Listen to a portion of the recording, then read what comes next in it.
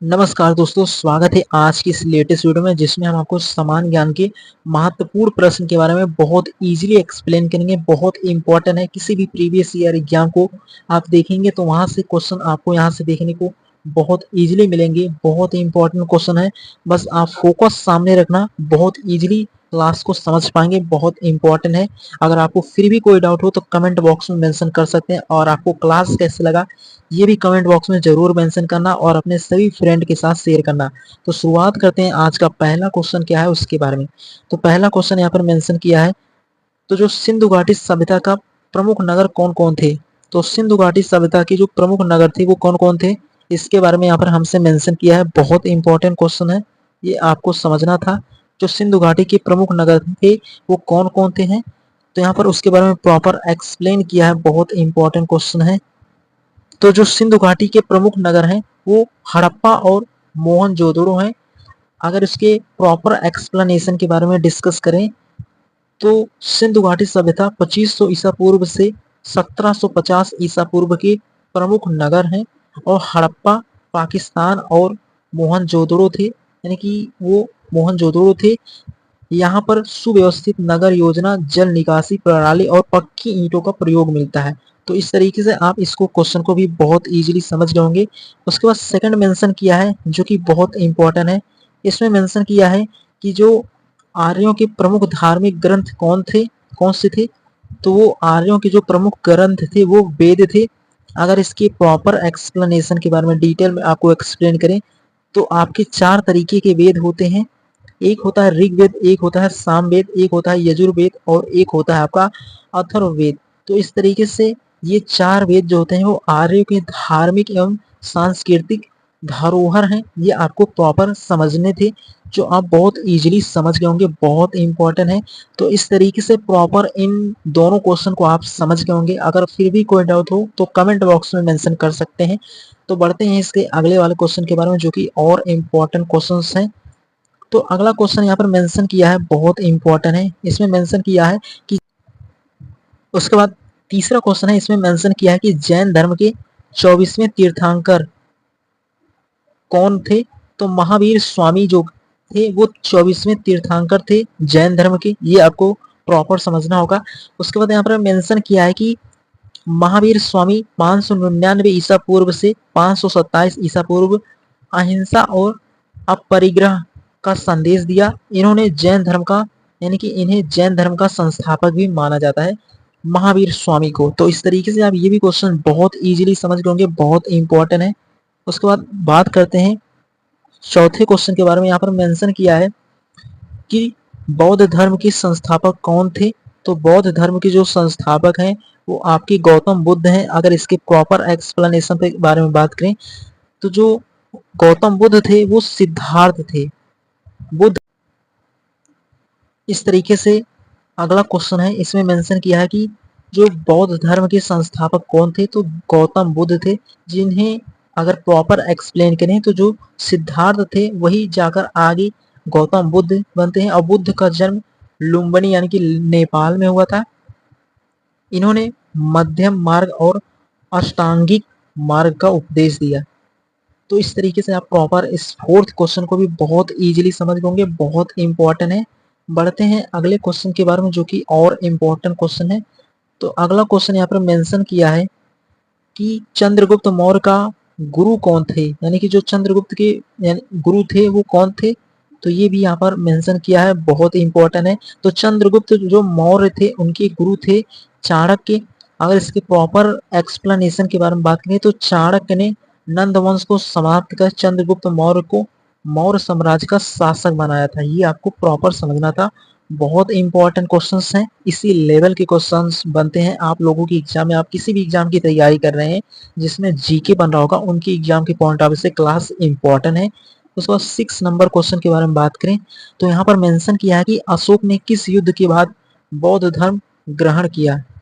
तो जो कौन सा युद्ध था, तो कलिंग युद्ध के बाद अशोक ने बौद्ध धर्म को ग्रहण किया था। ये आपको क्लियर होना चाहिए। अगर इसके प्रॉपर एक्सप्लेनेशन के बारे में बात क्लियर करें तो 261 ईसा पूर्व में हुए कलिंग युद्ध में लाखों लोग मारे गए। इससे अशोक दुखी हुए और उन्होंने बौद्ध धर्म को अपनाया। यानी कि जब कलिंग का युद्ध होता है 261 ईसा पूर्व में, उसमें लाखों लोग मरे गए, यानी कि उसमें लाखों लोगों की मृत्यु हो गई थी। तो इससे देखकर अशोक बहुत दुखी थे और उन्होंने बौद्ध धर्म को अपनाया। तो ये प्रॉपर आप समझ गए होंगे। 6 क्वेश्चंस बहुत इंपॉर्टेंट है। बढ़ते हैं इसके अगले वाले क्वेश्चंस के बारे में, जो कि 5वां क्वेश्चन है। ये भी बहुत इंपॉर्टेंट है। तो इस तरीके से इसके बारे में आपको प्रॉपर समझ में आ गया होगा, बहुत इंपॉर्टेंट था। तो उसके बाद अगला क्वेश्चन आता है कि गुप्त काल को स्वर्ण युग क्यों कहा जाता है। ये आपको समझना है, बहुत इंपॉर्टेंट है कि जो आपका गुप्त काल होता है उसे स्वर्ण युग क्यों कहा जाता है। तो यहाँ पर मेंशन किया है प्रॉपर इसके एक्सप्लेनेशन को। तो इस तरीके से जो गुप्त वंश था वो 320 ईसा पूर्व से लेकर 550 ईसा पूर्व में चला था। अगर इसके बारे में और बात करें तो यहाँ पर जो कालिदास थे, आर्यभट्ट थे और वराह मिहिर जैसे विद्वानों का समय था। ये बहुत इंपॉर्टेंट क्वेश्चन था जो आप बहुत इजीली समझ गए होंगे। उसके बाद 8वां क्वेश्चन मेंशन किया है, बहुत इंपॉर्टेंट है। इसमें मेंशन किया है कि इल्तुतमिश किस वंश का शासक था। तो इल्तुतमिश जो था वो आपका एक क्या था, इल्तुतमिश आपका एक गुलाम था। बहुत इंपॉर्टेंट है, गुलाम वंश का एक शासक था। अगर इसके प्रॉपर एक्सप्लेनेशन के बारे में बात करें तो जो इल्तुतमिश था वो 1211 यानी कि 1211 से 1236 ईसा पूर्व तक क्या था, जो था वो था क्या, इल्तुतमिश। दिल और उसके बाद उसने क्या किया था, दिल्ली सल्तनत का वास्तविक संस्थापक माना जाता है। यानी कि इसे दिल्ली सल्तनत का, इल्तुतमिश को वास्तविक संस्थापक भी माना जाता है। और ये एक गुलाम वंश का था और इसका जो शासन काल था वो 1211 से 1236 ईस्वी तक इसने कहाँ पर, दिल्ली सल्तनत का वास्तविक संस्थापक माना जाता है।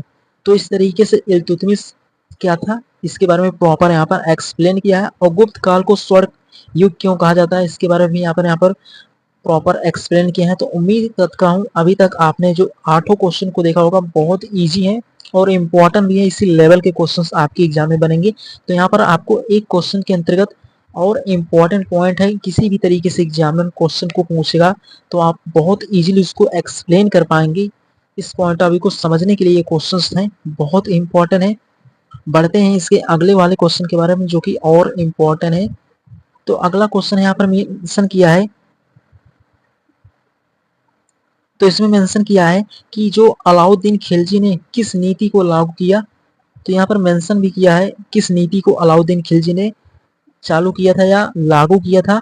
तो बाजार नियंत्रण नीति। अलाउद्दीन खिलजी ने अनाज, कपड़ा, घोड़े आदि के दाम निश्चित किए ताकि सेना को सस्ते दामों पर सामान मिले। ये आपको क्लियर करना चाहिए। और अलाउद्दीन ने कौन सी नीति लागू किया था, तो बाजार नियंत्रण नीति को लागू किया था। बहुत इंपॉर्टेंट है।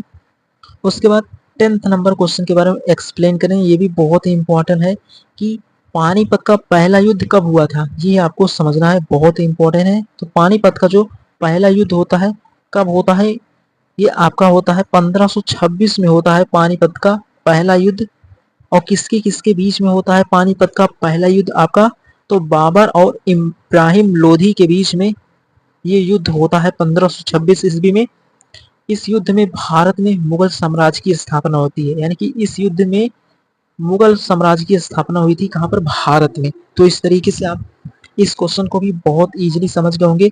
बहुत इंपॉर्टेंट था आपका कि जो पानीपत का पहला युद्ध होता है वो बाबर और इब्राहिम लोधी के बीच हुआ था 1526 ईस्वी में। और इस युद्ध से भारत में मुगल साम्राज्य की स्थापना हुई थी। यानी कि ये युद्ध नहीं होता है तो भारत में मुगल साम्राज्य की स्थापना नहीं होती। तो इस तरीके से आप प्रॉपर इसको भी बहुत इजीली समझ गए होंगे, बहुत इंपॉर्टेंट था। बढ़ते हैं अगले क्वेश्चन के बारे में। उसके बाद अगला क्वेश्चन भी बहुत इंपॉर्टेंट है। अकबर का नवरत्न कौन कौन थे, यानी कि अकबर के जो नवरत्न थे वो कौन कौन थे, ये आपको क्लियर करना होगा, बहुत इंपॉर्टेंट है। तो यहाँ पर मेंशन किया है प्रॉपर, आप समझ जाएंगे बहुत इजीली। तो बीरबल थे उनके नवरत्न में, अबुल फजल थे और तानसेन थे। अगर प्रॉपर एक्सप्लेनेशन के बारे में बात करें तो अकबर 1556 से 1605 तक क्या था, उसका शासनकाल था। और इनके दरबार में 9 विद्वानों को विशेष स्थान दिया गया था जिन्हें नवरत्न कहा जाता था। ये आपको प्रॉपर समझ में आ गया होगा। उसके बाद अगला क्वेश्चन है 12th नंबर क्वेश्चन के बारे में मेंशन करें। तो 12वां क्वेश्चन बहुत इंपॉर्टेंट है कि ताजमहल किसने बनवाया। तो ताजमहल का जो निर्माण करवाए थे वो आपके शाहजहां ने करवाया था। और किस कारण इस महल का निर्माण होता है। तो ताजमहल आपका आगरा में है और इसको शाहजहां ने अपनी पत्नी मुमताज की यानी कि मुमताज महल की याद में ताजमहल का निर्माण करवाया था और आगरा में है। ये सभी पॉइंट आपको क्लियर होने चाहिए क्योंकि एग्जाम में कुछ भी पूछ सकता है। तो आपको जब क्लियर रहेगा तभी आप एग्जाम में बनने वाले क्वेश्चंस को भी कर पाएंगे। तो इस तरीके से 12 क्वेश्चन आप बहुत इजीली समझ पाए होंगे।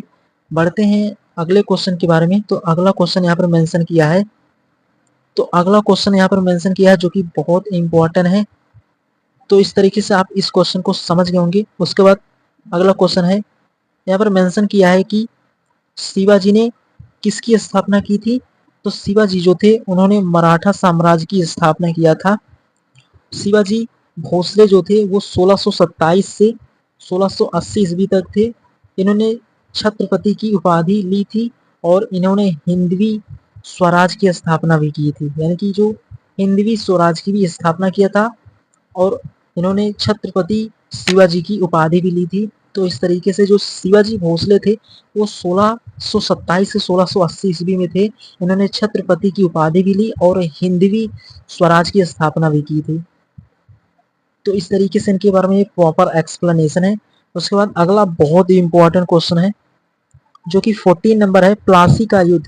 तो प्लासी का युद्ध 1757 में होता है और इसी युद्ध से अंग्रेजों ने भारत को 190 वर्ष या राउंड ऑफ कर 200 वर्षों तक गुलाम करके रखते हैं। क्योंकि प्लासी का जो युद्ध होता है वो जो ब्रिटिश कमांडर था वो रॉबर्ट क्लाइव था और बंगाल के नवाब सिराजुद्दौला के बीच युद्ध होता है, जिसमें इस युद्ध से भारत में अंग्रेजों की सत्ता की नींव पड़ी। यानी कि 1757 से अंग्रेज 1947 1947 तक भारत में शासन करते हैं।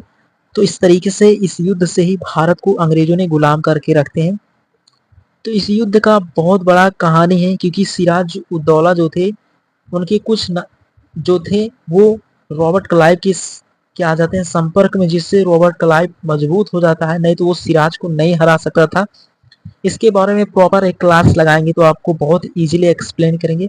तो ये आपको बहुत इजीली समझ में आ गया होगा, बहुत ही इंपॉर्टेंट है। उसके बारे में एक नए क्लास में आपको बहुत ही इजीली, जहाँ पर हिस्ट्री का पोर्शन रहेगा तो आपको बहुत इजीली एक्सप्लेन करेंगे। तो ये भी क्वेश्चन आप बहुत इजीली समझ गए होंगे कि प्लासी का युद्ध कब हुआ था। तो 1757 यानी कि 1757 में अंग्रेजों का जो कमांडर था रॉबर्ट क्लाइव था और बंगाल के नवाब सिराज उद्दौला के बीच युद्ध हुआ था, जिसमें सिराज उद्दौला की हार हुई थी और रॉबर्ट क्लाइव की जीत हुआ था। तो इस तरीके से ये प्रॉपर आपको समझना होगा। लेकिन सिराज उद्दौला की तरफ से जो दो नवाब लड़े थे, यानी कि जो सेनापति तो उनका जो था वो नहीं लड़ा था, तो दूसरे जो मेन लड़े थे यानी कि जो सेनापति था वो युद्ध नहीं लड़ा था, लेकिन मीर मदान और मोहनलाल सिराज के दल से लड़े थे। कहाँ पर? प्लासी के युद्ध में रॉबर्ट क्लाइव के विरोध में। तो इस तरीके से आपको समझना होगा। ये बहुत इंपॉर्टेंट टॉपिक है, इसके बारे में भी आपको प्रॉपर एक्सप्लेन करेंगे। तो उम्मीद करता हूँ आप प्लासी का युद्ध कब हुआ था इसके बारे में प्रॉपर आपको समझ आ गया होगा।